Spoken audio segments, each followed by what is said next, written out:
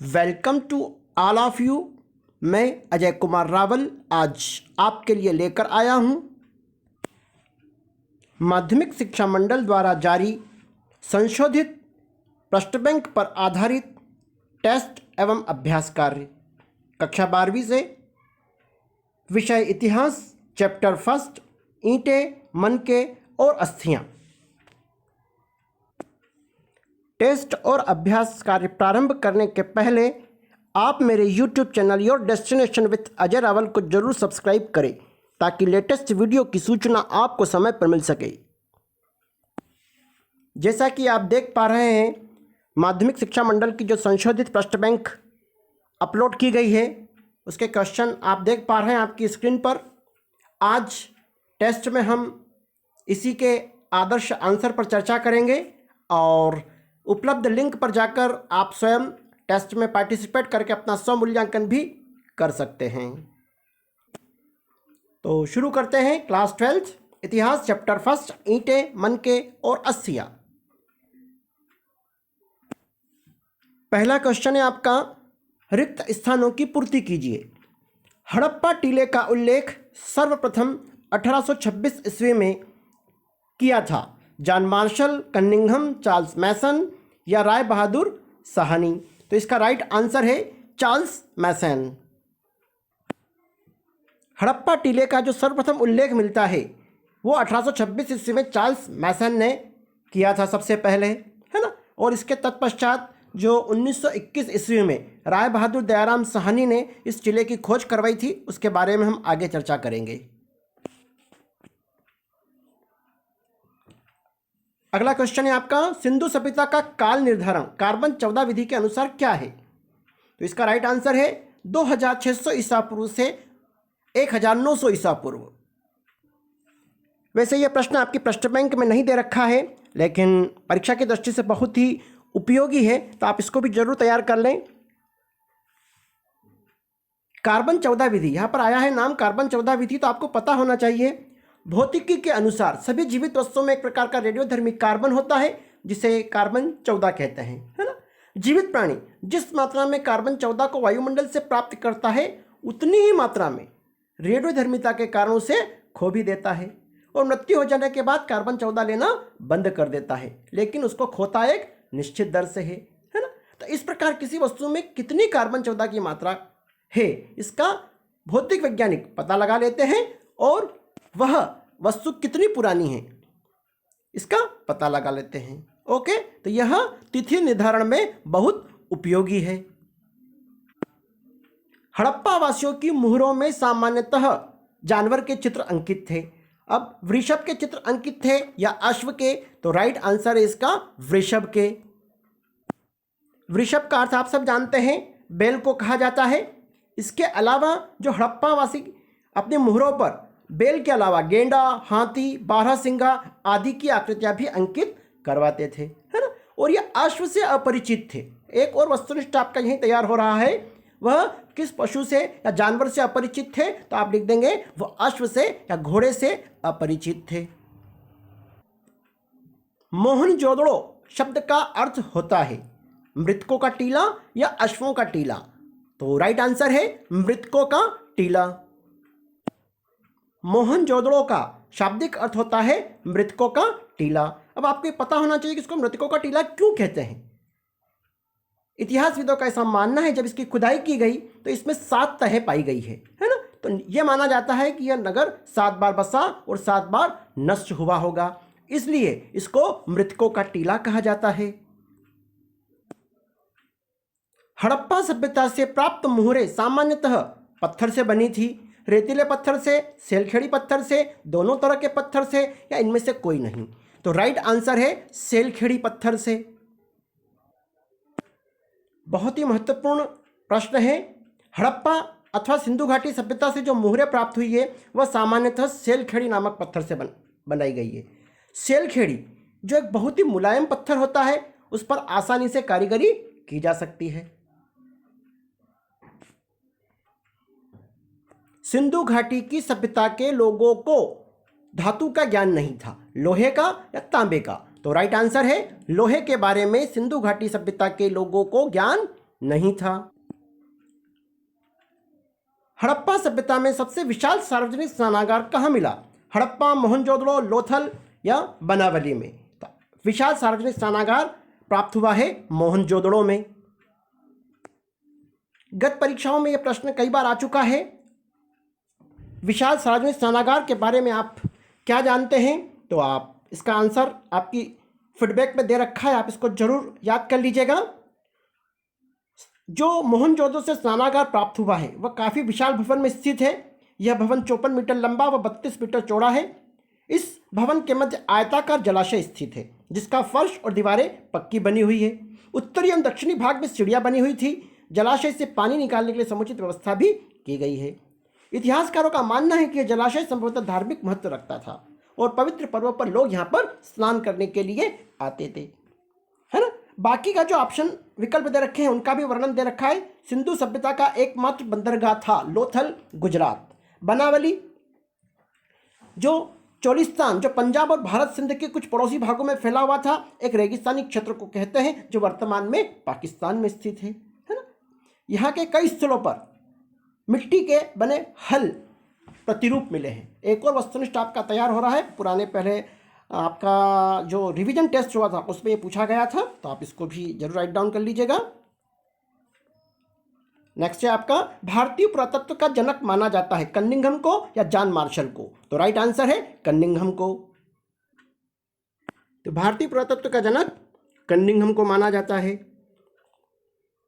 एक शब्द एक वाक्य में उत्तर दीजिए। अगला क्वेश्चन है आपका, सिंधु सभ्यता में गोदीवाड़ा अर्थात बंदरगाह कहां से मिला था? आप सब जानते हैं लोथल, गुजरात, अभी हम चर्चा कर चुके हैं। लोथल जो गुजरात में स्थित है, खंभात की खाड़ी में स्थित है, यह आपको पता होना चाहिए। और सिंधु सभ्यता का एकमात्र बंदरगाह लोथल था। ओके। हड़प्पा सभ्यता का स्वरूप कैसा था, नगरीय या ग्रामीण? तो राइट आंसर है नगरीय। आप सभी अच्छी तरीके से जानते हैं हड़प्पा सभ्यता एक नगरीय सभ्यता थी। यहाँ पर हड़प्पा और मोहनजोदड़ो, चंदूड़ो और लोथल ये प्रमुख नगर थे। नेक्स्ट क्वेश्चन है आपका, सिंधु वासियों की प्रमुख देवी कौन थी, पंपा देवी या मातृ देवी? तो राइट आंसर है मातृ देवी, है ना। सिंधु वासियों की जो प्रमुख देवी थी मातृ देवी थी। कभी देवता के बारे में भी पूछा जा सकता है, तो आप लिख सकते हैं वह शिव की पूजा करते थे, है ना। उत्खनन में कई प्रकार के जो छल्ले और जो मिले हैं, एक मूर्ति भी मिली है जो भगवान शिव से मिलती जुलती है ना। तो भगवान शिव की पूजा करते थे। इसके अलावा मातृ देवी और शिव के अलावा वह कई प्रकार दूसरे जो थे प्रकृति की भी पूजा करते थे। अगला है आपका, हड़प्पा सभ्यता किस युग की सभ्यता थी, कांस्य युगीन या पाषाणकालीन? तो राइट आंसर है कांस्य युगीन। हड़प्पा सभ्यता कांस्य युगीन सभ्यता मानी जाती है। इस युग में पाषाण के साथ साथ ताम्र धातु का भी प्रयोग किया जाने लगा, इसीलिए इसे कांस्य युगीन सभ्यता या ताम्र पाषाणकालीन सभ्यता भी कहा जाता है। यदि कहीं वस्तुनिष्ठ में ताम्र पाषाणकालीन लिखा हुआ है तो वो भी सही है। अगला क्वेश्चन है आपका, बाट से क्या अभिप्राय है? सामान्यतः किसी वस्तु की मापतोल के लिए प्रयोग में आने वाले पत्थर के टुकड़े को बाट कहा जाता है ना। ये बाट घनाकार होते हैं, याद रखिएगा। बाट की जो आकृति होती है वो घनाकार होती है।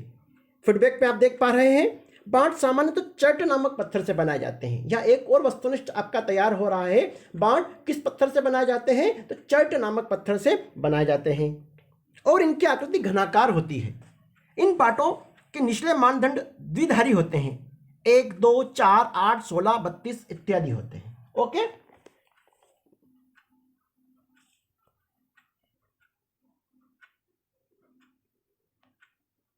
अगला क्वेश्चन है आपका, हड़प्पा सभ्यता की खोज कब एवं किसने की?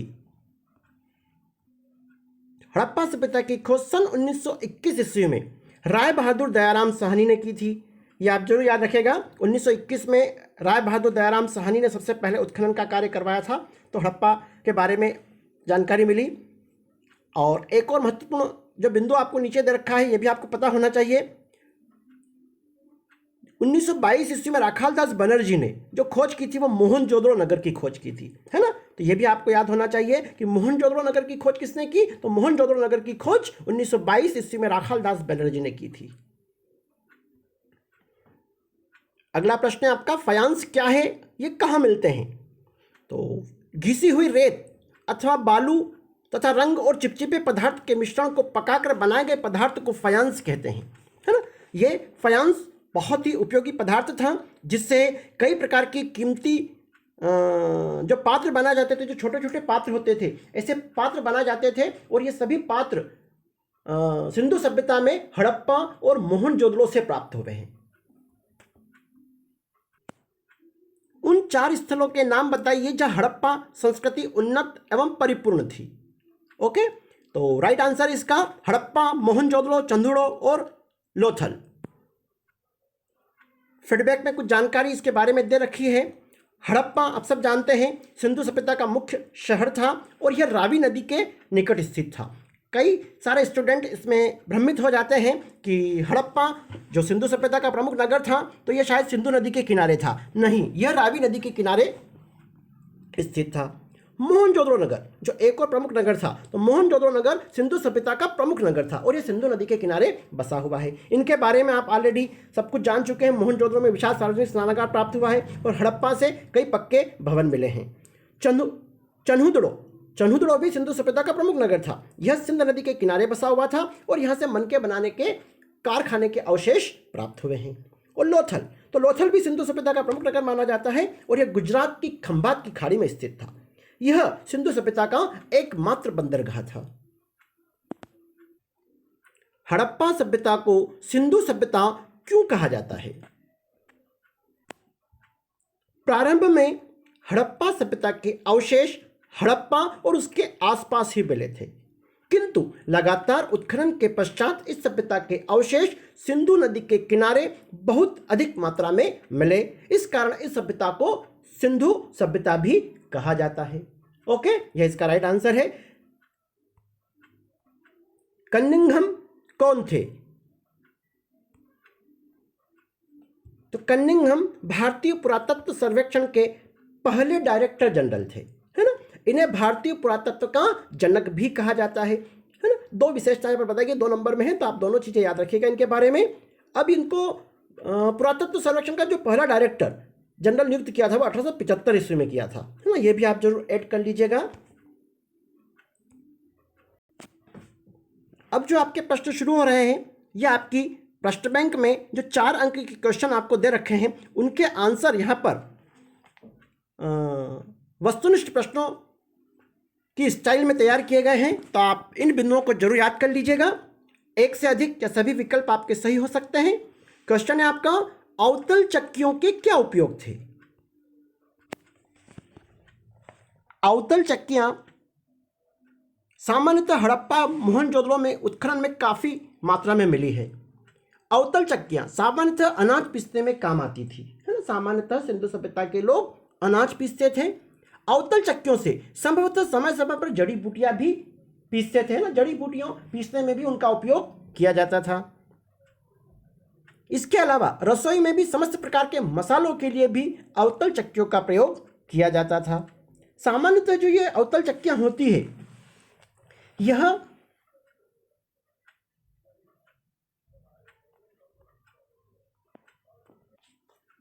कंकरीले या बलुआ पत्थर से निर्मित होती थी और यह एकमात्र साधन थी उस समय अनाज पीसने या जड़ी बूटियां पीसने के लिए। यह एकमात्र साधन थी। अगला प्रश्न है आपका महत्वपूर्ण 4 अंकों के लिए। पुरातत्व किस प्रकार अतीत का पुनर्निर्माण करते हैं? जो पुरातत्वविद होते हैं वह किस प्रकार अतीत का पुनर्निर्माण करते हैं, है ना। तो आप लिख सकते हैं, पुरातत्वविद उत्खनन से प्राप्त सामग्री पत्थर, मिट्टी, धातु, अस्थि, हाथी दांत आदि का वर्गीकरण करके अतीत के पुनर्निर्माण का प्रयास करते हैं। पुरातत्वविद अतीत का पुनर्निर्माण अप्रत्यक्ष साक्ष्यों के आधार पर भी करते हैं। अप्रत्यक्ष साक्ष्य अर्थात कपास का मिलना, है ना। सिंधु सभ्यता के बारे में यह जानकारी मिलती है कि वहाँ जो कपास के बीज मिले हैं, तो इससे यह प्रतीत होता है कि वह कपास की खेती के बारे में उनको जानकारी थी। तो अप्रत्यक्ष साक्ष्य से भी पुरातत्वविद अतीत का पुनर्निर्माण करते हैं। पुरातत्वविद अतीत का पुनर्निर्माण प्रचलित सामाजिक और धार्मिक मान्यताओं के आधार पर भी करते हैं, जैसे हड़प्पा से प्राप्त कई प्रकार की नारियों की मूर्तियां, है ना। जो उत्खनन में जो नारियों की मूर्तियां प्राप्त हुई है, उन मूर्तियों का भी अध्ययन करके पुरातत्वविद अतीत का पुनर्निर्माण करते हैं। पुरातत्वविद अतीत का पुनर्निर्माण उत्खनन में प्राप्त मोहरों के आधार पर भी करते हैं। जो मोहरें प्राप्त हुई, आप सब जानते हैं, हड़प्पाई मोहर पर 3 मुख वाले एक पुरुष की योग मुद्रा में चित्र है, जो हम अभी चर्चा कर चुके हैं, जो भगवान शिव के समान है ना। जैसे कि भगवान शिव की हम वर्तमान में पूजा करते हैं, ऐसे उस समय भी सिंधु सभ्यता के लोग भी 3 मुख वाले जो पुरुष की योग मुद्रा है, वह निश्चित ही भगवान शिव की मुद्रा, शिव का ही चित्र या शिव की मूर्ति रही होगी, जो वह उनकी भी पूजा करते थे। तो इस प्रकार अतीत का पुनर्निर्माण करते, जो भी मोहरें हैं या कोई मूर्तियां हैं, है ना, उसका अध्ययन करके पुरातत्वविद अतीत का पुनर्निर्माण करते हैं। अगला प्रश्न है आपका, हड़प्पा सभ्यता में मनके बनाने के लिए किन किन पदार्थों की आवश्यकता होती है? किसी एक मनके बनाने की विधि बताइए। वेरी वेरी आईएमपी क्वेश्चन है, आएगा एग्जाम में आपका। तो हड़प्पा सभ्यता में मनके बनाने के लिए किन पदार्थों की आवश्यकता होती है? आपको यहाँ पर बिंदु में सिर्फ पदार्थों की सूची बता रखी है। मनके बनाने की विधि आप फीडबैक में देख पाएंगे, है ना। तो फीडबैक भी आप जरूर नोट करिएगा। तो मनकों के निर्माण में कार्नेलियन, जस्पर, क्वार्ट्ज, स्फटिक तथा सेलखेड़ी जैसे पत्थरों का प्रयोग करते हैं, है ना। कई प्रकार के पत्थरों का उपयोग किया जाता है। सोना, तांबा, कांसा जैसी धातुओं का प्रयोग भी मनकों के निर्माण के लिए किया जाता है। शंख, फायांस और पक्की मिट्टी का प्रयोग भी किया जाता है। इन मनकों में छेद एक विशेष प्रकार के औजार से किए जाते हैं, जिससे पत्थर नहीं टूटता है। ये तो पदार्थों की सूची हो गई। अब आपको यहाँ पर मनके की प्रक्रिया बताई गई है। 4 चरणों में मनके बनाए जाते हैं, ये भी आप जरूर राइट डाउन कर लीजिएगा। मनके को आकार देना, सबसे पहले मनके बनाने की प्रक्रिया में प्रयुक्त पदार्थ के अनुसार भिन्नताएं थी। उदाहरण के तौर पर सेलखेड़ी जो एक मुलायम पत्थर है, पर आसानी से कार्य किया जाता था। दूसरा चरण है मनके को रंगना। इसमें पीले रंग के कच्चे माल तथा उत्पादन के विभिन्न चरणों में मनकों को आग में पकाकर प्राप्त किया जाता था।